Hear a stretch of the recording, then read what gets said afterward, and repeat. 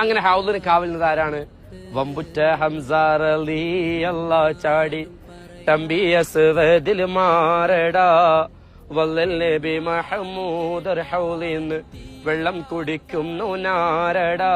അംബർ ഷഫിയുള്ള കാവല് വെച്ചുള്ള സംബരമിൽ വന്ന് കേറടാ. ഖൈറുൽ വറ നബിയാർ കുളത്തിന്ന് ധൈര്യമുണ്ടെങ്കിൽ കോരടാ. വമ്പന്മാരുണ്ടെങ്കിൽ ഞാനൊന്ന് കാണട്ടെ, വന്ന് വിലക്കോടെ വെള്ളം കുടിച്ചാട്ടെ. കുമ്പിക്ക് മാമാദം പൊട്ടിയുളമട്ടെ, കൂറിയ വാക്കിനെ കേട്ട് വെളിപ്പെട്ടെ. സംസരിക സരിക പമകരിരിം ഗരിമകരിക താകും താകരിം റിം റിം ഗിങ്കിണ ചൊങ്കും കുളിയങ്കറുകളും താളം തരികിണ ഗർമത്താത്തിമി താണി കൊണ്ടാനേ. അത് നടന്നത് എവിടെ നിന്നിട്ടാണ്? ഈ സ്ഥലത്ത് വെച്ചിട്ടാണെന്ന. അത് നമ്മൾ നഗ്ന നേത്രങ്ങളൊന്ന് കണ്ണു നിറച്ച് കണ്ടാളെ. കാരണം ഇവിടെ നിന്ന് അവര് പട വെട്ടിയത് കൊണ്ടാണ് നമ്മൾ ഇന്നും അസർ നിസ്കരിച്ചിട്ടുള്ളത്.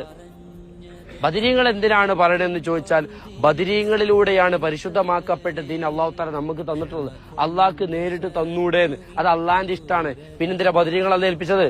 അതിനർത്ഥം എന്താണ്? എന്നെ അറിയണമെങ്കിൽ എന്നെ സ്നേഹിച്ചവരെ പിടിക്കണം. എന്നെ സ്നേഹിച്ചവരാണ് ബദരീങ്ങൾ.